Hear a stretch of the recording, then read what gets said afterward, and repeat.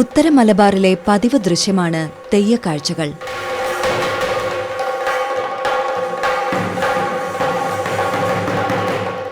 ഈ കാണുന്നത് മുത്തപ്പൻ തെയ്യമാണ്.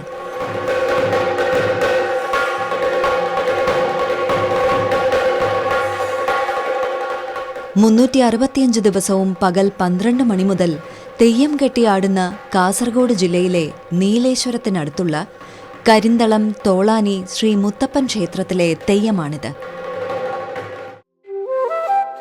ക്ഷേത്രത്തിന്റെ തൊട്ടടുത്താണ് ഗിരി എന്ന കർഷകന്റെ കൃഷിയിടവും വീടും. കിണാനൂർ കരിന്തളം ഗ്രാമപഞ്ചായത്തിലെ ഏറ്റവും മികച്ച സമ്മിശ്ര കർഷകനാണ് ഗിരി മാത്യു. അദ്ദേഹത്തിന്റെ കൃഷി വിശേഷങ്ങൾ അറിയാനെത്തിയ ഞങ്ങളെ ഏറെ സ്നേഹത്തോടെ ഗിരി മാത്യുവും ഭാര്യ റാണിയും സ്വീകരിക്കുകയുണ്ടായി. അവർ ആദ്യം കൂട്ടിക്കൊണ്ടുപോയത് അവരുടെ പൈനാപ്പിൾ കൃഷിത്തോട്ടത്തിലേക്കായിരുന്നു. റീപ്ലാന്റ് ചെയ്ത റബ്ബർ തൈകൾക്കിടയിലാണ് ഈ കാണുന്ന പൈനാപ്പിൾ തോട്ടം. 3 ഏക്കർ സ്ഥലത്ത് 600 റബ്ബർ തൈകളും 50,000 പൈനാപ്പിളും നട്ടിട്ട് വർഷം 2 ആകുന്നതേയുള്ളൂ. 2 തവണത്തെ വിളവെടുപ്പും കഴിഞ്ഞു.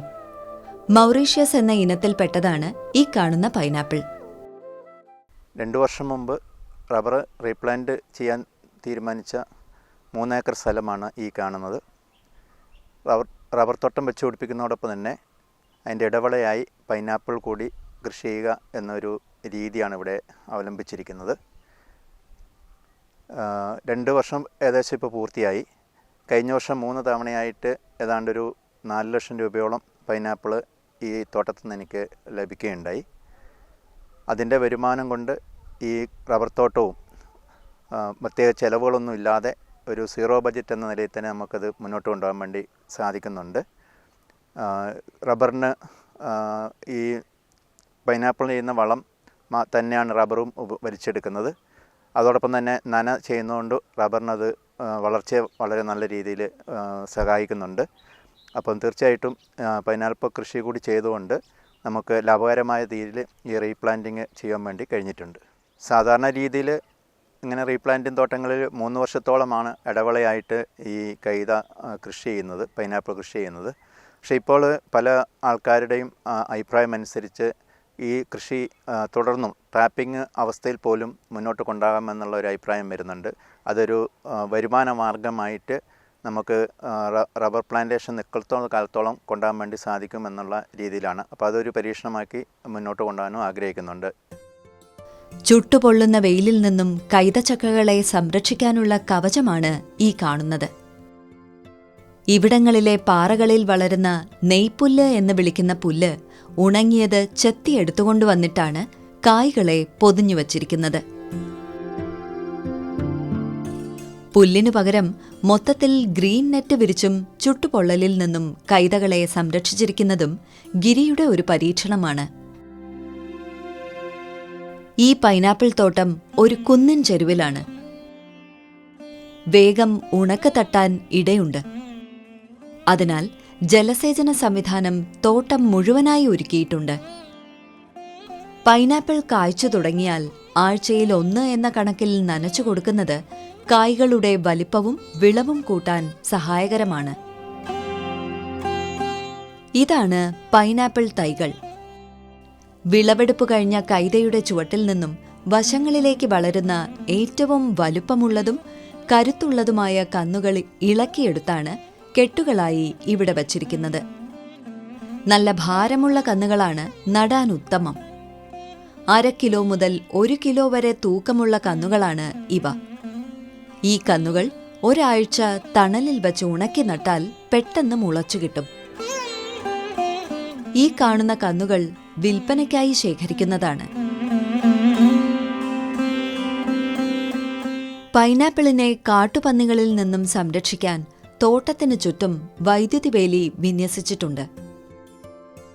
രാത്രിയിൽ ഈ വേലിയിലൂടെ ഉയർന്ന വോൾട്ടിൽ ഇടവിട്ട് വൈദ്യുതി പ്രവാഹമുള്ളതിനാൽ പന്നികൾ ഒഴിഞ്ഞുപോയിക്കൊള്ളും. ഇത് ഗിരിയുടെ കുരുമുളക് തോട്ടമാണ്. ഏറ്റവും കൂടുതൽ വരുമാനം കിട്ടുന്നത് കുരുമുളകിൽ നിന്നുമാണ്.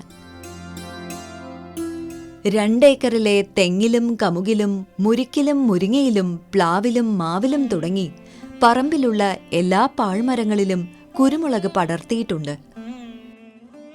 കരിമുണ്ടയും പന്നിയൂരും വയനാടനും അറക്കളം മുണ്ടയും വാച്ചിലപ്പാടനുമൊക്കെയാണ് കുരുമുളകിനങ്ങൾ. പണിക്കാരാണ് വിളവെടുക്കുന്നത്.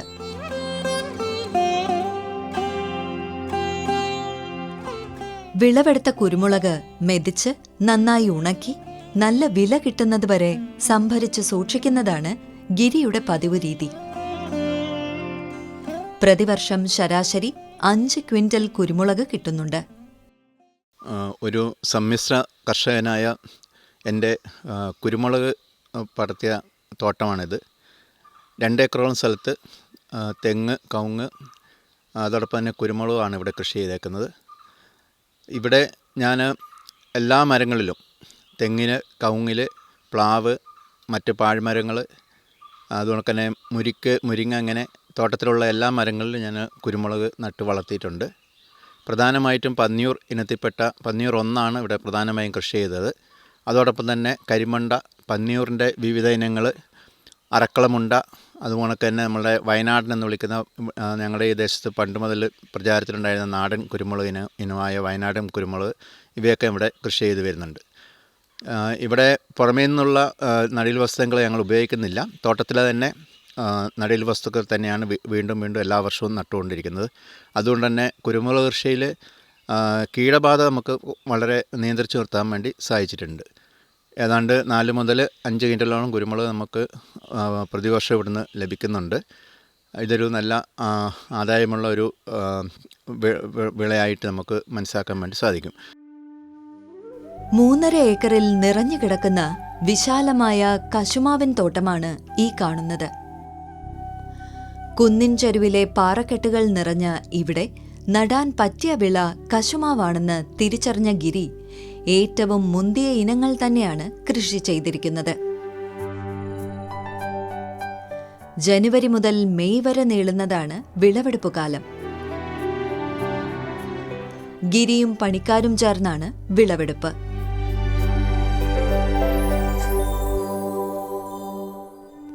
വിളവെടുത്ത കശുവണ്ടി പഴത്തിൽ നിന്നും ഇറുത്തെടുത്ത് കൊണ്ടുവന്ന് ഒരു ദിവസം ഉണക്കിയിട്ടാണ് ചാക്കിൽ സംഭരിക്കുന്നത്. പഴം ഇറുക്കുമ്പോൾ മാംസളമായ ഭാഗം വിത്തിലിരുന്നാൽ അണ്ടി കേടാകുമെന്നതിനാലാണ് വെയിലിൽ ഉണക്കുന്നത്.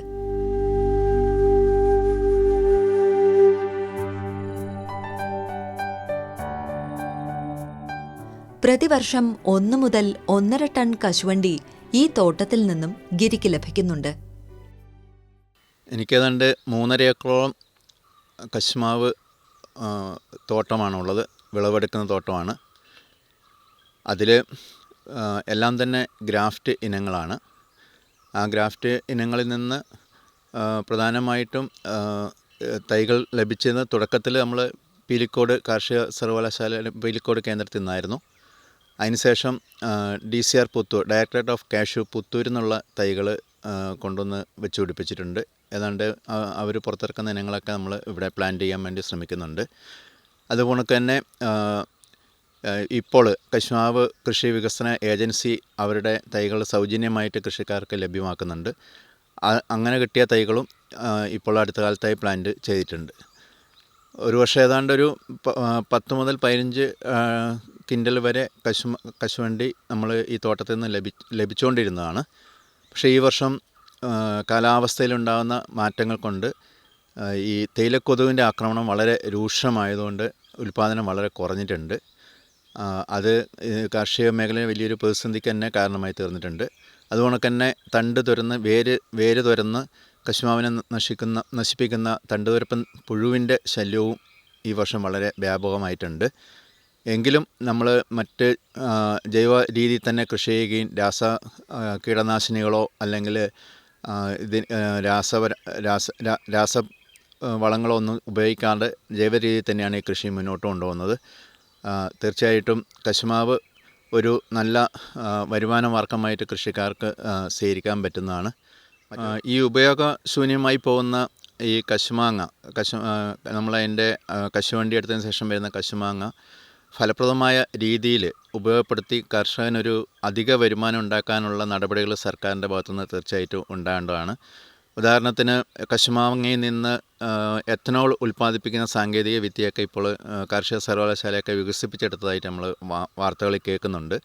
അതുകൊണ്ട് മറ്റ് ഫെനി അല്ലെങ്കിൽ എത്തനോൾ ഇവയൊക്കെ ഉൽപ്പാദിപ്പിക്കാനുള്ള മുൻകൈ സർക്കാർ എടുക്കണമെന്ന് ഒരു നിർദ്ദേശം പറയാനുണ്ട്. അതുകൊണ്ട് തന്നെ കശുമാങ്ങയിൽ നിന്ന് മൂല്യവർദ്ധന ഉൽപ്പന്നങ്ങൾ നിർമ്മിക്കാനുള്ള സാങ്കേതിക വിദ്യയും അതിനുള്ള മറ്റ് സൗകര്യങ്ങളൊക്കെ ഇവരുടെ ഗവേഷണ കേന്ദ്രങ്ങളിലൊക്കെ ഉണ്ടെങ്കിൽ തന്നെയും അത് കൃഷിക്കാരിലേക്ക് എത്തിക്കാനുള്ള ഒരു സംരംഭം സർക്കാരിൻ്റെ ഭാഗത്തുനിന്ന് ഇതുവരെ കാര്യമായ രീതിയിൽ ഉണ്ടായിട്ടില്ല. അങ്ങനെയുള്ള ചെറുകിട സംരംഭങ്ങളൊക്കെ തുടങ്ങുകയാണെങ്കിൽ കശുമാവ് കൃഷി നല്ല വിജയപ്രദമായി വളരെ ലാഭകരമായിട്ട് മുന്നോട്ട് കൊണ്ടുപോകാൻ വേണ്ടി നമുക്ക് പറ്റുന്നതാണ്. കശുമാവ് കൃഷി ആദായകരമാണെങ്കിലും ഏറെ വെല്ലുവിളികളുമുണ്ട്. 2 തരം കീടങ്ങൾ പ്രധാന ശത്രുക്കളാണ്. ഈ കാണുന്നത് തേയില കൊതുകുകൾ ആക്രമിച്ച് ഉണങ്ങിപ്പോയ പൂക്കളും തണ്ടുകളുമാണ്. മറ്റൊന്ന് തടിതുരപ്പൻ വണ്ടിന്റെ ആക്രമണമാണ്. ഇതാണ് തടിതുരപ്പൻ വണ്ട്.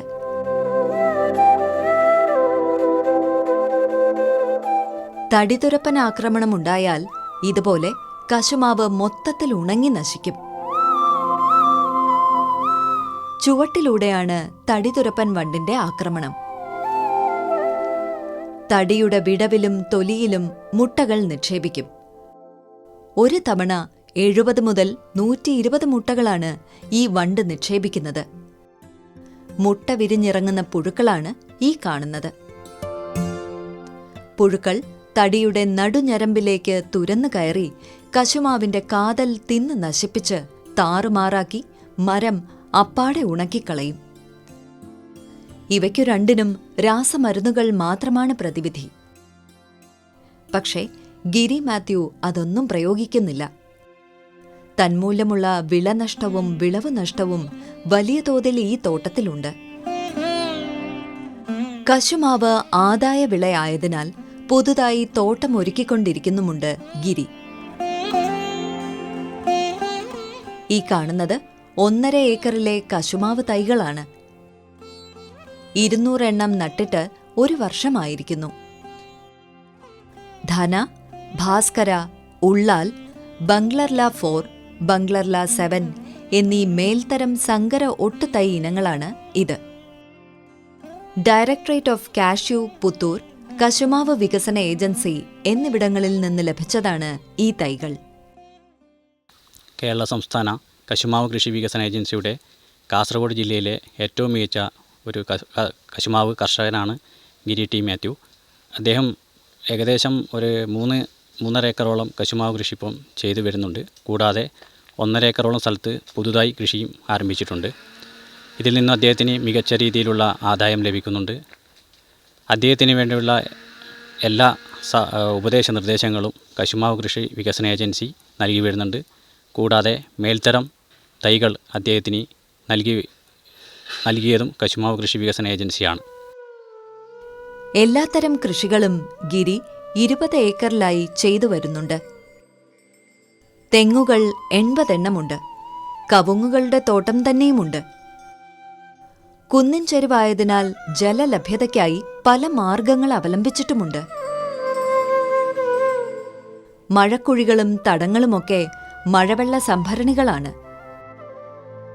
കൂടാതെ ഒരു ഫെറോ സിമന്റ് ടാങ്കും നിർമ്മിച്ച് വീടിന്റെ ടെറസിൽ വീഴുന്ന വെള്ളത്തെയും സംഭരിച്ചു വയ്ക്കുന്നുണ്ട്.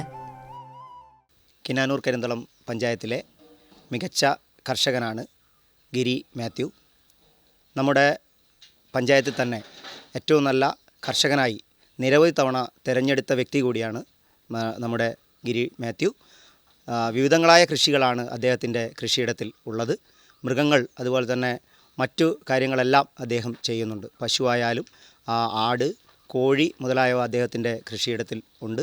കൂടാതെ നാണ്യവിളകളായ കശുമാവ്, റബ്ബർ, കുരുമുളക് തുടങ്ങി നമ്മുടെ അടയ്ക്കയും അദ്ദേഹത്തിൻ്റെ പറമ്പിലുണ്ട്.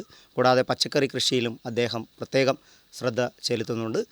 പഞ്ചായത്തിൻ്റെ വിവിധങ്ങളായ പദ്ധതികളിൽ ഉൾപ്പെടുത്തി അദ്ദേഹത്തിന് ആവശ്യമായ സഹായം പഞ്ചായത്തിൽ നിന്നും നൽകുന്നുണ്ട്. തൊഴിലുറപ്പ് പദ്ധതിയിൽ ഉൾപ്പെടുത്തി നമ്മുടെ കോഴിക്കോട് അദ്ദേഹത്തിൻ്റെ നമ്മുടെ തൊഴിലുറപ്പ് പദ്ധതിയിൽ തന്നെ ഉൾപ്പെടുത്തി വിവിധങ്ങളായ മണ്ണ് ജല സംരക്ഷണ പ്രവൃത്തികളായ തട്ടുതിരിക്കൽ, അതുപോലെ തന്നെ കവുങ്ങ് തെങ്ങ് ആവശ്യമായ കുഴികളെല്ലാം തൊഴിലുറപ്പ് പദ്ധതിയിൽ അദ്ദേഹത്തിന് ചെയ്തു കൊടുക്കാൻ വേണ്ടി പഞ്ചായത്തിന് സാധിച്ചിട്ടുണ്ട്. തുടർന്നും അങ്ങോട്ടും അദ്ദേഹത്തിനുള്ള എല്ലാ പ്രവർത്തനത്തിലും പഞ്ചായത്തിൻ്റെ പിന്തുണ ഉണ്ടായിരിക്കുന്നതാണ്. ഈ കാണുന്നത് ഒരു ഗുഹയല്ല, ഒരു മല തുരന്നുണ്ടാക്കിയ നീളൻ നീർച്ചാലാണ്. ഇത് ഉത്തര മലബാറിൽ മാത്രം കാണുന്ന ഒരു ജലസേചന സമ്പ്രദായമാണ്. വലിയൊരു കുന്നിന്റെ ഏതെങ്കിലും ചരിവിൽ നിന്നും ഉള്ളിലേക്ക് ഒരാൾക്ക് മാത്രം കടക്കാവുന്ന തരത്തിൽ തുരന്ന് മലയുടെ ഗർഭഗൃഹത്തിലെ ഭൂഗർഭജലത്തെ കണ്ടെത്തി ഒഴുക്കിക്കൊണ്ടുവന്ന് കൃഷിക്ക് പ്രയോജനപ്പെടുത്താമെന്ന് തിരിച്ചറിഞ്ഞ പൂർവ്വസൂരികളെ നമിക്കാതെ വയ്യ. അങ്ങനെ തുരന്നെത്തിച്ച വെള്ളമാണ് ഈ കാണുന്ന കുളത്തിലെ വെള്ളം. ഈ വെള്ളം പമ്പ് ചെയ്താണ് ഗിരി കൃഷികളൊക്കെ ചെയ്തുകൊണ്ടിരിക്കുന്നത്. ഗിരിക്ക് പശുക്കളുമുണ്ട്. കറവയുള്ള 2 പശുക്കളും 4 പശുക്കിടാങ്ങളുമാണ് ഇപ്പോഴുള്ളത്. പ്രതിദിനം 10 ലിറ്റർ പാൽ കറവയുണ്ട്. അടുത്ത മിൽക്ക് സൊസൈറ്റിയിലാണ് ഇത് കൊടുക്കുന്നത്. പശുക്കൾക്ക് തീറ്റയായി വൈക്കോലും കാലിത്തീറ്റയും നൽകുന്നുണ്ട്. കൂടാതെ കുലവെട്ടിയ ശേഷമുള്ള വാഴത്തട ചെറുതായി വെട്ടിയരിഞ്ഞു കൊടുക്കും. അഴിച്ചുകെട്ടി മേയാനും വിടാറുണ്ട്. 100 കോഴികളുമുണ്ട്. BV380 എന്ന ഇനത്തിൽപ്പെട്ട കോഴികൾക്ക് നല്ല ഉൽപാദനക്ഷമതയുണ്ട്. ദിനംപ്രതി 70 മുതൽ 80 മുട്ടകൾ ലഭിക്കുന്നു.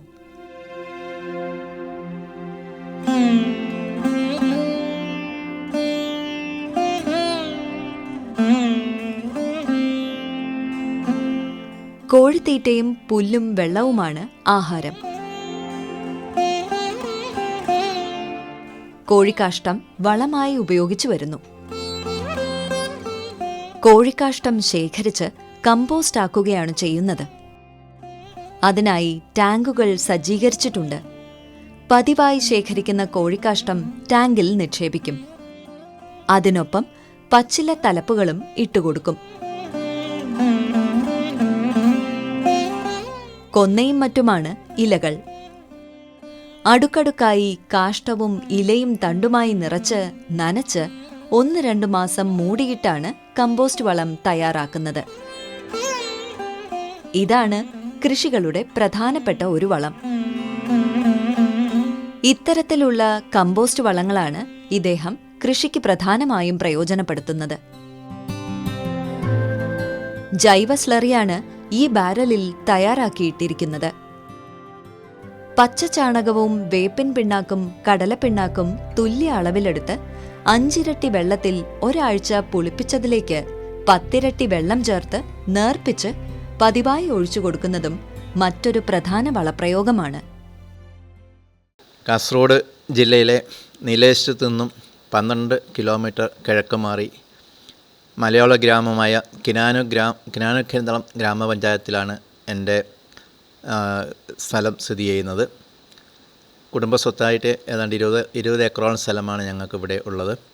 എൻ്റെ പിതാവ് പാലായിൽ നിന്നും ഇങ്ങോട്ട് കുടിയേറി പാർത്ത ഒരു വ്യക്തിയാണ്.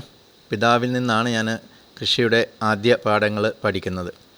ഞാനും എൻ്റെ ഭാര്യയും പോസ്റ്റ് ഗ്രാജുവേഷൻ ഉള്ള വ്യക്തികളാണ്. ഞങ്ങൾക്ക് 2 കുട്ടികളാണുള്ളത്. മൂത്തത് പെൺകുട്ടിയാണ് അനൈന. അവൾ പെരിയ സെൻട്രൽ യൂണിവേഴ്സിറ്റിയിൽ MSc ബയോകെമിസ്ട്രി ഫൈനൽ ഇയർ വിദ്യാർത്ഥിയാണ്. രണ്ടാമത്തെ കുട്ടി റോഹൻ. അവൻ കാനഡയിൽ കമ്പ്യൂട്ടർ സയൻസ് വിദ്യാർത്ഥിയാണ്. കൃഷി ലാഭകരമാണോ നഷ്ടമാണോ എന്ന് ചോദിച്ചാൽ കൃഷി നൽകുന്ന സന്തോഷവും ആനന്ദവുമാണ് അതിൻ്റെ ലാഭം എന്നാണ് ഞാൻ വിചാരിക്കുന്നത്. ഒട്ടേറെ പ്രതിസന്ധികൾ ഈ അടുത്ത കാലത്തായിട്ട് നമുക്ക് കൃഷി സംബന്ധമായ കർഷകരെ സംബന്ധിച്ചോളം നേരിടേണ്ടി വന്നിട്ടുണ്ട്. അതിലേറ്റവും പ്രധാനമായിട്ട് തോന്നുന്നത് കാലാവസ്ഥ വ്യതിയാനമാണ്. നമുക്ക് ആവശ്യമുള്ള സമയത്ത് മഴ ലഭിക്കാതിരിക്കുകയും ആവശ്യമില്ലാത്ത സമയത്ത് മഴ ലഭിക്കുകയും ചെയ്യുന്നതുകൊണ്ട് കീടങ്ങൾ വർദ്ധിക്കുന്നതിനും വിളനാശം ഉണ്ടാകുന്നതിനൊക്കെ കാരണമാകുന്നുണ്ട്. അതുപോലൊക്കെ തന്നെ വന്യമൃഗശല്യം ഇപ്പം ഒരു വലിയ പ്രതിസന്ധിയായിട്ട് വന്നിട്ടുണ്ട്. മയിൽ, അതുപോലെ തന്നെ പന്നി, കാട്ടുപന്നി, മറ്റ് മൃഗങ്ങളൊക്കെ ധാരാളമായിട്ട് കൃഷിയിടങ്ങളിൽ ഇറങ്ങി നാശനഷ്ടം ഉണ്ടാക്കുന്നുണ്ട്. മൂന്നാമതായിട്ട് പറയാനുള്ളത്, ഈ ഉൽപ്പന്നങ്ങൾക്കൊന്നും തന്നെ ഒരു വിലസ്ഥിരത നമുക്ക് ലഭിക്കുന്നില്ല. പലപ്പോഴും നമുക്ക് വളരെ ചെറിയ വിലക്ക് തങ്ങളുടെ ഉൽപ്പന്നങ്ങൾ വിറ്റഴിക്കേണ്ടി വരുന്നുണ്ട്. അപ്പോൾ ആ വിലയിലുണ്ടാകുന്ന വ്യതിയാനങ്ങൾ നമ്മളെ വല്ലാതെ രീതിയിൽ ബാധിക്കുന്നുണ്ട്. ഒരു വിലസ്ഥിരതാ ഫണ്ട് റബ്ബറിനെ പോലെ മറ്റ് ഉൽപ്പന്നങ്ങൾക്കൊക്കെ ഉണ്ടാക്കിയെടുക്കുകയാണെങ്കിൽ അത് കുറച്ചും കൂടി കൃഷിക്കാർക്ക് ഗുണകരമായിരിക്കുമെന്ന് ഒരു അഭിപ്രായവും ഇവിടെ രേഖപ്പെടുത്തുകയാണ്. ബിരുദാനന്തര ബിരുദം നേടിയ ഇവർ കൃഷി കൊണ്ട് മാത്രമാണ് ജീവിതം പടുത്തുയർത്തിയിരിക്കുന്നത്. ഗ്രാമങ്ങളിൽ രാപ്പാർക്കുന്ന ഇത്തരം കർഷകരാണല്ലോ സമൂഹത്തിന്റെ ജീവനാഡികൾ.